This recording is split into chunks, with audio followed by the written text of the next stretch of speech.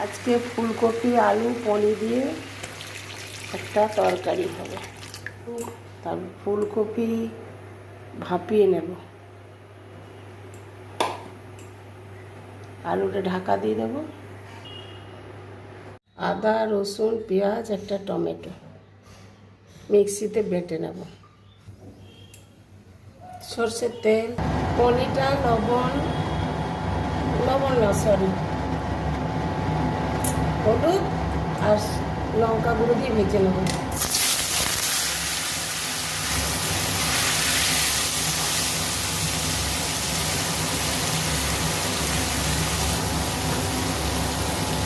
এখানে নিয়েছি হলুদ লঙ্কা গুঁড়ো ধনে জিরে হলুদ লঙ্কা গুঁড়ো, আমি জল দিয়ে ভিজিয়ে নেব। সব হাফ চামচ করে নিয়েছি।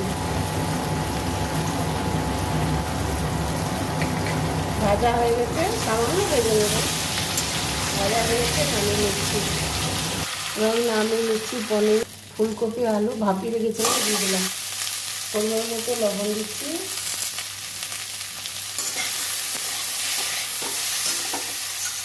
হলুদটা আমি জলে গুলে নিয়েছি, তা ভাজা হয়ে গেছে, তুলে নিচ্ছি। কড়াইয়ে তেল দিচ্ছি, আদা রসুন পেঁয়াজ বাটাটা দিচ্ছি।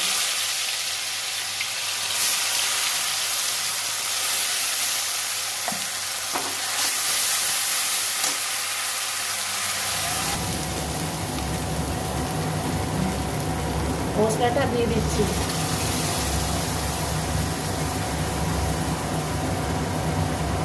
জল দিলাম সামান্য কষার জন্য।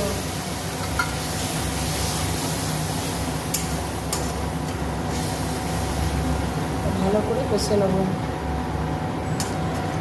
লাস্টে গরম মশলা দেব।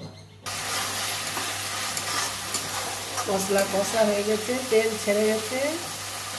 এবার আমি ফুলকপি আর আলু দিয়ে দিচ্ছি।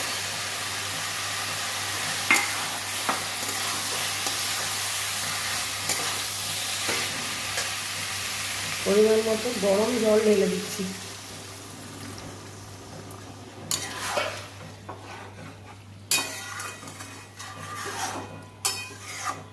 উষ্ণ গরম জল দিয়ে দিলাম। দেখবো লবণ হয়েছে কিনা।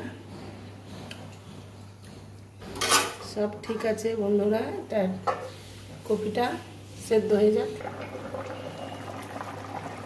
রেডি। পনিরটা দিয়ে দিচ্ছি।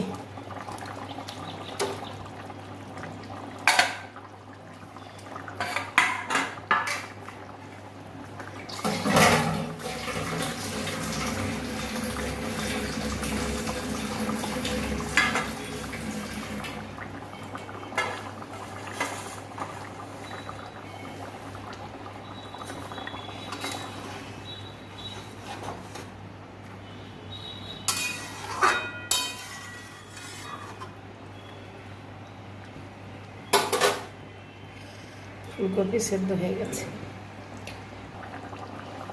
গরম মশলা 1 চিমটি, বেশি দেব না, বাড়ির করা গরম মশলা।